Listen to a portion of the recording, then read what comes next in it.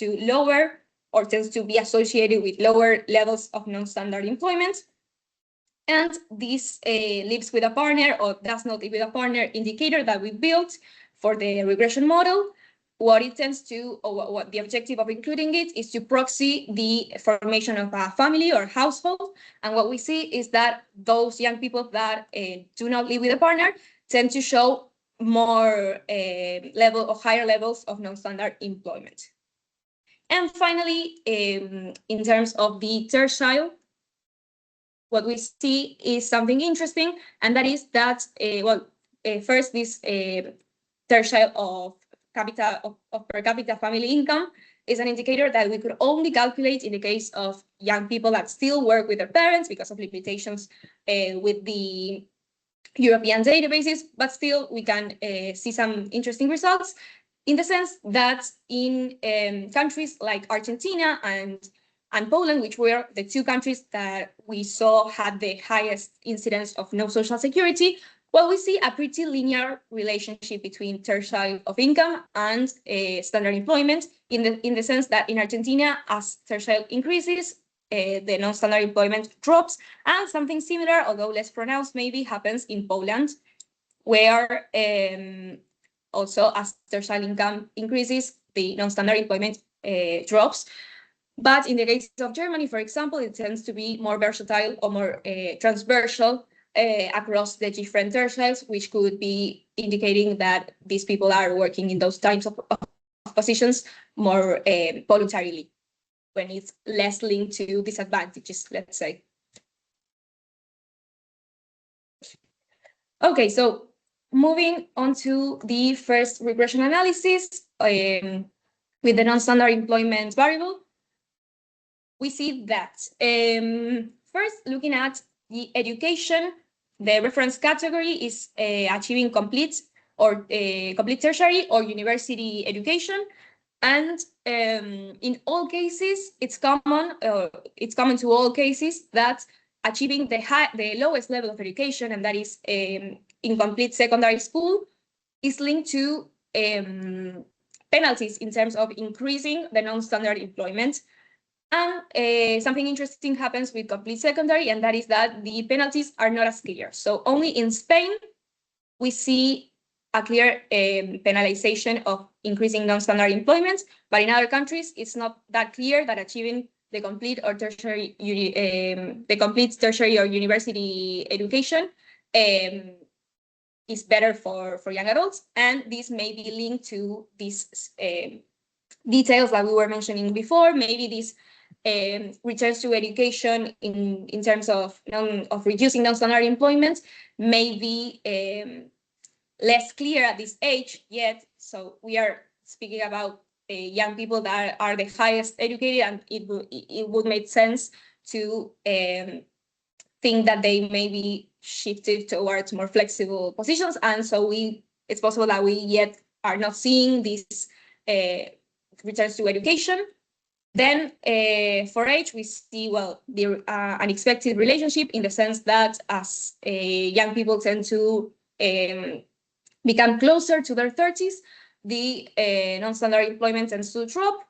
And in what's related to firm size, we see that only in the case of micro enterprises, there is a clear and common pattern, or except for the case of Poland, in terms of impacting negatively on the non-standard employment compared to being hired by large firms. And what's most interesting is that here we see clearly the existence of inequalities in terms of gender. Why? Well, because we know young women are more exposed to non-standard employment, but what we also see is that for men, which is this row over here, for men, living with a partner, so a proxy for forming a family, tends to be linked to less levels of non-standard employment in all countries. Whereas for women, when we see the difference or the additional difference that it makes for women that are living with a partner versus men that are living with a partner, we see that in all cases, there is a gender gap in terms of job quality.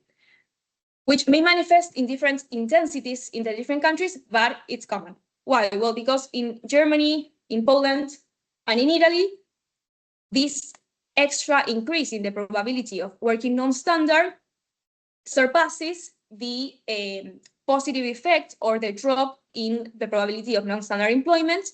And in Spain and Argentina, it doesn't increase in such a way that it makes it a penalty, but the gains in terms of reducing the non-standard employment are lower than that of men that cohabit.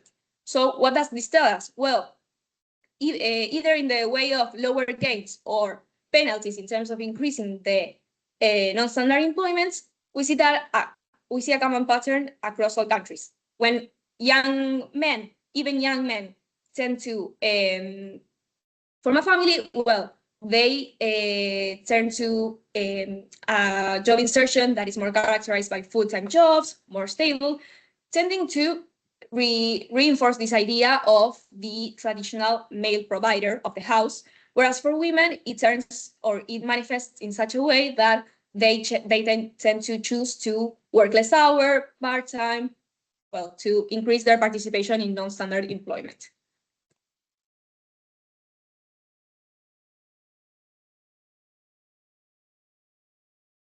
And the other regression that we modeled was the impact of different characteristics on hourly income. And what we find here is, when it comes to education, we do see more clear returns to education effects. And so the most affected or the most vulnerable people in terms of decreased earnings are the ones that are less educated, and that is incomplete secondary, followed by the complete secondary. So in this case, we do see that in terms of income, achieving higher education does translate into returns to education and to better paying jobs, which we didn't see yet in terms of quality or stable jobs. Then, once more, in general, we see the expected relationship between age and more earnings, though with some evidence of diminishing returns to education, with diminishing returns to age when as these young people are aging. And in this model, we do see more clear the linear relationship between the size firm and the hourly incomes, which reflect the capacity that these big firms have in terms of offering better job quality, better because of their big structures, because in all cases, as firm size decreases, well, we see penalties.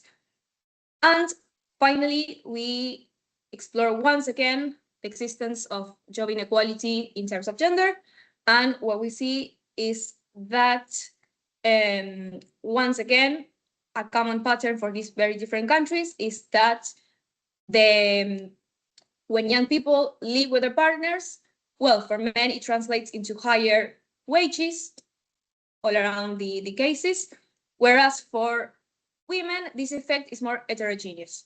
So in this case, we have two different groups of countries. For example, in Germany, the penalization related or comparing the earning for men living with a partner almost makes this earning for women zero. In the case of Spain and of Poland, it not only neutralizes it, but it makes living with a partner a penalization in terms of income for women. And in case of Italy and Argentina, we see that living with a partner does not introduce an extra inequality in terms of income than the one that already pre-exists. And I believe we can see this pattern or these two different patterns more clear in this visualization. We see that Germany, Spain, Poland are all countries in where the gender gap in terms of income is pretty wider between people that live with a partner. So living with a partner is this blue line over here. And so we see that it's much more pronounced. Whereas between men and women that do not live with a partner, we see that it doesn't mean such a big difference in terms of income. But in Italy and Argentina, we see that the gains for living with a partner, so for making a family and all the expected boost in income because of maybe a need of achieving a certain level of expenditure and money because of the costs implied in forming a family, for example, well, it boosts income for men and women in a pretty same level. And so we have those two patterns that are very interesting. And to conclude, we see that in Latin America, precariousness stems from structural informality and from low quality jobs. In Europe, on the other hand, it is more institutionalized and concentrated in temporary contracts and mini jobs. And regardless of differences, across all settings, precarious employment is a youth phenomenon, feminized, and more common among those with lower education. Family formation amplifies gender gaps. Living with a partner boosts men's income and stability, but for women, it often reflects flexible work or turning to jobs that pay less. And education helps, but it's not enough because women's educational advantage, what we were speaking about before, does not translate into better labor market outcomes, possibly limited by mechanisms such as occupational segregation, motherhood penalties, and the unequal distribution of work, of family work. And together, these patterns are showing us that education and labor markets still fall short of ensuring equal mobility, and that contrary to what we might expect in societies that are advanced, in general, in terms of education, like Germany, that this highest education does not translate into smaller gender gaps, and the complete opposite. And all in all, these results reveal that it still today persists structural mechanisms that keep reproducing vulnerability for young workers, and particularly for women. And they raise important questions about how to address these patterns going forward. And so in here, we included some questions that we believe are interesting after seeing the data. And it is that, for example, how do welfare systems and family networks shape the real impact of youth precariousness, either cushioning it or making it worse? And this is because not only can informality or precariousness look different in different contexts because of what we were speaking about, but also it could be reinforced by the fact that in countries like Germany or even Spain, it's not uncommon to have unemployment insurance, which here in Argentina is not common. So maybe young people working in precarious areas of the job market in here can only rely on family networks, on the family support, which could in turn reproduce and reinforce social inequalities. Then again, it's unavoidable to ask about why doesn't the female educational advantage translate into labor market advantages, even in educated societies? And this leads to another question, that is, could the way in which sex and cohabitation interact also vary by social class? And that is because we are seeing these impacts on women insertion in the labor market, regardless of social class, regardless of social origin. But it's possible that these are not constant or not the same across all social stratums in society. And in this matter, we have a methodological limitation because we do not have a family income indicator for the sample, neither educational attainment level for the parents of the young people, which are two indicators that are commonly used to construct a socioeconomic level in the case of the European countries. So at least with these databases, we were not able to explore this question, but we find it really interesting to see how sex and cohabitation interact, but seeing differences between women of different social stratums, and that is because we could expect that also the choice of how women work or to reduce work or the areas in which they work and the type of work is also influenced not only by the fact of forming a family, but by their trajectories and their educational levels, for example. And then, well, looking at the data, why does cohabitation widen the gap, the wage gap, particularly in some cases, as Germany, Spain, and Poland, like we saw, but not in others, like Argentina and Italy, particularly because we see that cohabitation does widen the quality gap in all countries, so including Argentina and Italy, but we see that the income gap, not necessarily. And so these little distinctions are also interesting to keep working on. And finally, to sum up an idea, the work of comparing different manifestations of informality in Latin America and Europe and even in more regions is not only interesting from a descriptive point of view, but it also allows us to identify the public policy and the mechanisms that could better tackle vulnerabilities that in some cases can appear as working part-time, or in Argentina, for example, related to not having a social security, or in some countries, as we saw, it can appear because of the of gender roles in the family and the roles that women finally adopt in the job market. And so understanding where the vulnerability comes from is also necessary so as to design public policy more effectively and to finally allow young people to enter the job markets in a more stable way that also allows them to fully achieve autonomy and adulthood. So that's all. Thank you very much.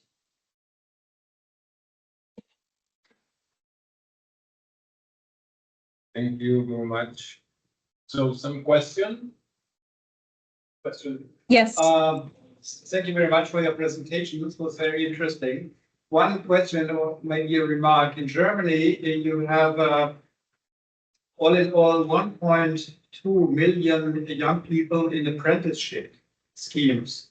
So they are registered statistically as employed. But by nature, these are temporary contracts. How did you control for this aspect in your set of data? You know what I mean? I can't tell you very this properly. I would not regard an apprenticeship which is connected with an temporary employment contract as precarious or non-standard employment. It's a very specific situation where people get an employment contract, but they are in an apprenticeship scheme and they get vocational education basis. And this is a specific German system of vocational education, as you may know. But this is also part of the number of people with of persons, young persons with a temporary contract. Okay, so we didn't include a specific control for those types of jobs. And we know that we are building these models in which we see associations between different variables, and maybe we should add more control. So it would be interesting moving forward. However, we are aware of these limitations in terms of not being fully able to discern whether these people are working precarious or not precarious. Because I couldn't hear properly, but I believe you are speaking about a specific like system of insertion of young people. But we know that, well, mini jobs are not that different from that system, maybe in terms of, well, understanding this logic of more voluntarious work.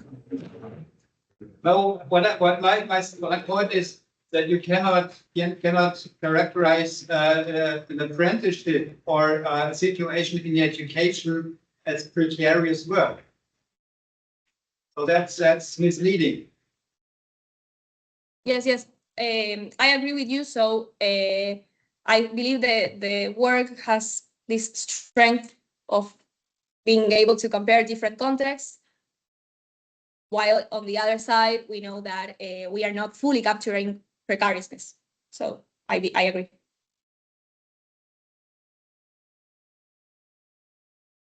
Okay. Any more? Then we are going to follow with Pablo Granowski. Yes. Let me- Hello. Share, Marina. Okay, I need to be Share. habilitated. Sí, comparto yo, Paulín. Dale. Who's going to present it? Marina? Sí, por favor.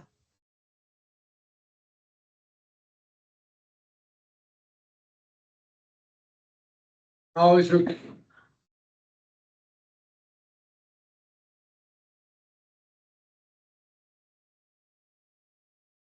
¿Se ve ahí? Yes, Are you Yes. seeing this? Okay, wait.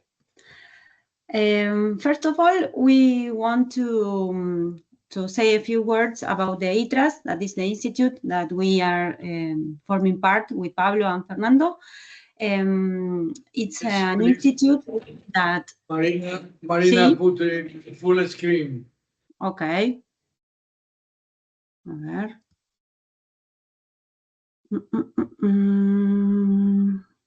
Listo. Acá. Ahí. Okay. yes, yes. Okay. Yes. Well, the ITRAS is an institute that combines two perspectives, the academic perspective from the participation of a national university, la Universidad Nacional de 3 de Febrero, and on the other side there is a foundation which is related to the Construction Labor Union, which is Fundación WOCRA. We think that this combination allows the institute to approach the labor issues with both academic depth and practical understanding of works and workers. The objectives of the study is to characterize the global agenda on informal labor from the perspective of the ILO and the problems faced by Latin America and Argentina. We consider the perspective developed in the fourth report published by the ILO, which is called Innovative Approaches to Addressing Informality and Promoting the Transition to Formality for Decent Work. More concretely, we aim to describe the conceptual framework guiding our analysis, combining the tradition of the sociology of work with heterodox economic perspective to address both macroeconomic and structural dimensions. Also, we want to present the main elements of the ILO document, focusing on definitions and diagnosis of the problem of informality.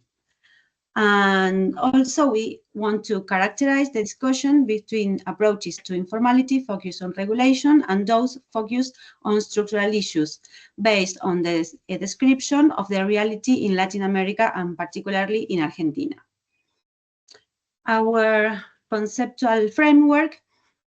We want to remark that our conceptual framework is based on classical debates on sociology of work, together with heterodox economic approaches, as I said before. We look at informality not only as a legal issue, but also as a phenomenon that is shaped by economic development, productive structures, and political conditions. From this perspective, the transition to formalization demands public policies that associates collective learning and improvement of sectorial productive capacities. The ILO agenda on informality, we know and we stand with the importance of the ILO because it plays a central role in setting global labor standards. All the countries commit to adopting conventions and often use recommendations to guide public employment policies. Regarding the ILO document, informal activities are those that operate without adequate legal protection and regulation, but they are not illegal activities. The ILO's policy strategy is built around formalization with three main goals that are facilitating the transition from informal to formal work, promoting the creation of formal productive units, and preventing the informalization of existing formal jobs. We found two levels of analysis. On one hand, the macroeconomic and macropolitical level that includes economic governance, management of key macro variables such as fiscal exchange rate and monetary policies, levels of activity, income and prices, And this level defines the general economic regime in which labor markets and productive structures developed. On the other hand, we have the structural level, and here we look at the organization of production and identifying different socio-productive segments. A dynamic segment with modern technologies and skilled labor. In second place, a traditional segment with average level of technology and qualifications. And in the third place, structurally informal segments, usually consisting of self-employment and small unregistered productive units. From the ILO perspective, the factors that affect and are behind informality stands on the weakness of the institutions, also the lack of coordination between macroeconomic and sectoral policies, the limited social dialogue, and the structural problems and social inequality. In political terms, the document highlights the difficulty of establishing institutionalized social dialogue, especially because workers and productive units in the informal economy lack representation in this dialogue. The role of the social dialogue is key in the building of an environment that supports formalization and requires coordination, consensus, and inclusive social dialogue. This involves the strengthening of political commitments and promoting what the ILO calls a culture of formality. This dialogue must include traditional labor unions, representatives of the social and popular economy, and organizations emerging direct from the informal sector. These agreements are necessary to advance towards structural transformation, implementing sectoral policies and improvement productivity in a way that promotes inclusive growth and decent work. In this sense, our analysis tries to highlight that informality is not only a regulatory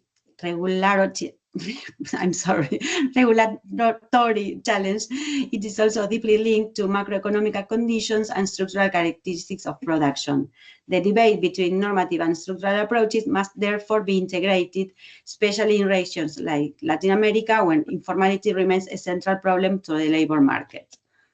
Pablo, you want to continue? Yes, point 6. Okay, point 6, the labor market in Latin America. The situation in Latin America is very complex with several gaps and different groups of workers. In general, informal and precarious workers. The labor market problems in our region is focused in the informality indicator, the low relation of capital to jobs. This relation defines the different gaps and the different segments of workers. There are several gaps in productivity, working condition, access to technology, and the qualification of workers. There are 3 different groups of workers and productive units, modern group, traditional group, and informal group. In this case, it's supposed that informal workers develop survival strategies. Why? Because the economic structure does not include them. Then, in addition to regulation perspective or normative perspective, it's very important to consider that in the case of the informal units, other dimensions or other problems like the access to technology, the development of productive networks, and the improvement of worker skills. For an accurate analysis on the informality problem, the key, in our opinion, is to include this segmentation. This segmentation in 3 groups based on the low relation of capital to jobs, the economic capital, social capital, and cultural capital. In the point 7, the employment in Argentina. The main trends in this labor market show a significant social and productive deterioration. 50 years ago, Argentina had a labor market and productive structure like developed economies. However, today 38% of informality, structural problems, and social inequality. Since 2011, its economy has not grown and its macroeconomy continues deteriorating. Its productive structure does not generate enough jobs for its population. There are problems in labor regulation, but mainly gaps in aspects such as productivity, access to technology, and workers' qualifications. These structural transformations require a change in labor policies that must be focused on each segment of workers. This is another very important point. Finally, point 8, conclusions. The discussion, in our opinion, the discussion at the ILO is an opportunity to build common concept about informality between Europe and Latin America.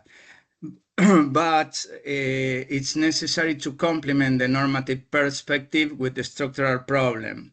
One very important point is that the informality units survive always in condition of low productivity, low skills, low technological content, and precarious working conditions.